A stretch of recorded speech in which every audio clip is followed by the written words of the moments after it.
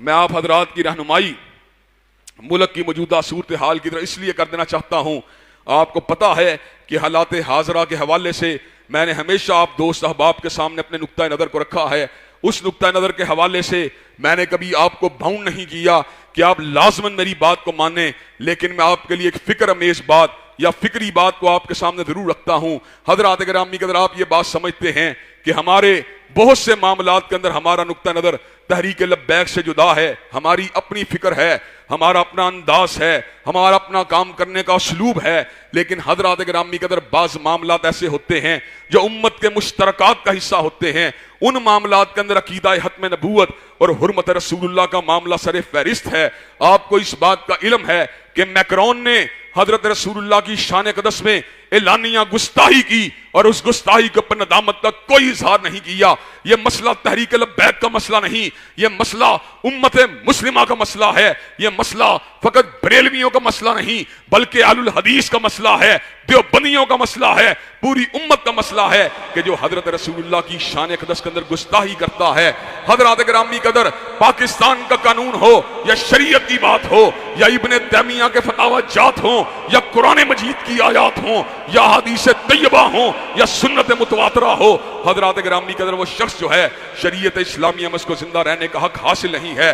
حضرات گرامی قدر، امت کمزور ہے، امت بدحال ہے، لیکن امت اتنی کمزور نہیں ہے کہ حضرت رسول اللہ صلی اللہ علیہ وسلم کی توہین کو ٹھنڈے پیٹوں گوارا کر لے.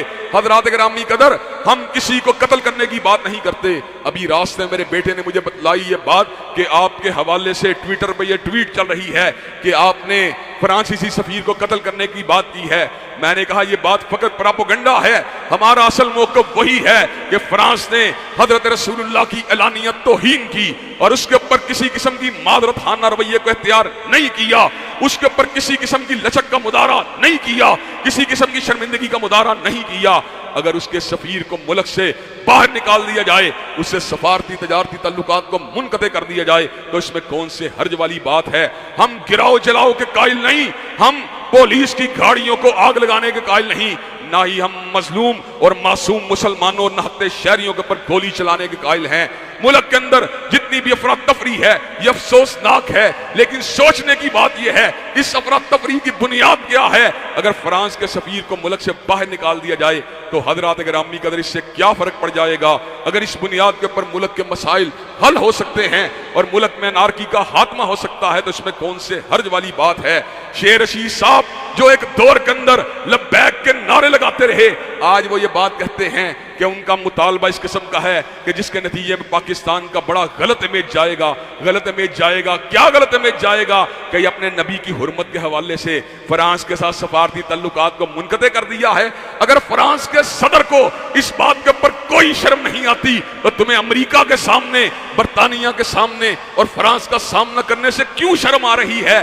حضرات گرامی قدر، یہ موقف بالکل واضح ہے. ہم یہ بات سمجھتے ہیں ہام ہاں کا ڈیڈ لاک لگانا اور ملک کے اندر اس بات کو جو ہے ہوا بنا کے پیش کرنا. باقی ملک میں امن ہونا چاہیے، نجی املاک کی حفاظت ہونی چاہیے، لوگوں کے جان و مال کو محفوظ ہونا چاہیے، سرکاری اور غیر سرکاری عمارتوں کا نقصان نہیں ہونا چاہیے. لیکن جہاں تک تعلق ہے اس بات کا کہ حضرت رسول اللہ کی ناموس پہ حملہ کرنے والے فرانس کے سفیر کو ملک بدر نہیں کیا جا سکتا، اس کے نتیجے کے اندر معاشرے کے اندر فساد کو بپا کیا جائے، معاشرے کے اندر بلوے کو شروع کروا دیا جائے، معاشرے کے اندر قتل و غارت گری کے بازار کو گرم کر دیا جائے. حضرات گرامی قدر، ہم خان صاحب اور ان کی پوری کابینہ کے اس اقدام کی برے طریقے سے مذمت کرتے ہیں کہ انہوں نے مس ہینڈل کیا سچویشن کو، انہوں نے کنفلکٹ ریزولوشن کے لیے صحیح انداز کو اختیار نہیں کیا. ابھی بھی ملک کی سالمیت کے لیے اور حضرت رسول اللہ کی حرمت کے تحفظ کے لیے وقت ابھی بھی نہیں گزرا. اکابر علماء جن کا تعلق جملہ مسالک کے ساتھ ہو، چاہے بریلوی مسلک کے علماء ہوں یا دیوبندی مسلک کے علماء ہوں یا اہل الحدیث کے علماء ہوں، ان کو اس بات کے اندر جو ہے پل کا کردار ادا کرنے کا ٹاسک ملنا چاہیے. حضرات گرامی قدر، اگر ہمارے ذمہ یہ ذمہ داری لگائی جاتی ہے تو انشاءاللہ ملک کے اندر بقائے امن کے لیے اور ملک کے اندر امن و امان کے قیام کے لیے بغیر حضرت رسول اللہ کی حرمت پہ کسی قسم کی لچک کا مظاہرہ کیے ہوئے انشاءاللہ ہم یہ کام ابھی بھی کرنے کے لیے تیار ہیں. لیکن پکڑ دھکڑ کے ذریعے، پابندیوں کے ذریعے، گراؤ جلاؤ کے ذریعے ایک جائز مطالبے کو نہیں روکا جا سکتا. اگر عورت مارچ میں گندے نعرے لگ سکتے ہیں، میرا جسم میری مرضی کے نعرے لگ سکتے ہیں۔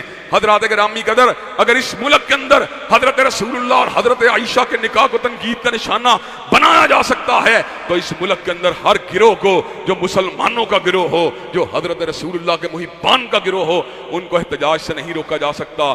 حضرات گرامی قدر، فرانس کے ساتھ تجارتی و سفارتی تعلقات کو اگر قطع کر کے ملک میں امن پیدا ہوتا ہے تو کیا ایسا ہونا چاہیے کہ نہیں ہونا چاہیے؟ حضرات گرامی قدر، آپ اس مطالبے کے ساتھ اتفاق کرنے کے لیے تیار ہیں انشاءاللہ؟ انشاءاللہ اللہ تبارک و تعالیٰ کے فضل و کرم سے جب تک حضرت رسول اللہ کا ایک بھی جانثار زندہ ہے، جب تک شمع رسالت کا ایک بھی پروانہ زندہ ہے، انشاءاللہ حرمت رسول اللہ کا سمجھوتا نہیں ہو سکتا۔ باقی پروٹیسٹ کو پرامن ہونا چاہیے، اس کے اندر جو ہے ایک ربط و تنظیم ہونی چاہیے، اور اس حوالے سے اگر کوئی ملاحظات ہیں تو ان کے پر نظر ثانی ہونی چاہیے، لیکن جو اصولی مطالبہ ہے وہ جائز ہے۔ جائز مطالبہ کرنے والا چاہے آپ کے مسلک کا ہو پھر بھی تائید کریں، غیر مسلک کا ہو پھر بھی تائید کریں، حتیٰ کہ جائز مطالبہ کرنے والا غیر مسلم بھی ہو تو اس کی بھی تائید کرنی چاہیے۔ اللہ تبارک و تعالی ہم سب کو حق بات کہنے کی اور اس پہ عمل پیرا ہونے کی توفیق دے۔ وآخر دعوانا الحمدللہ رب العالمین۔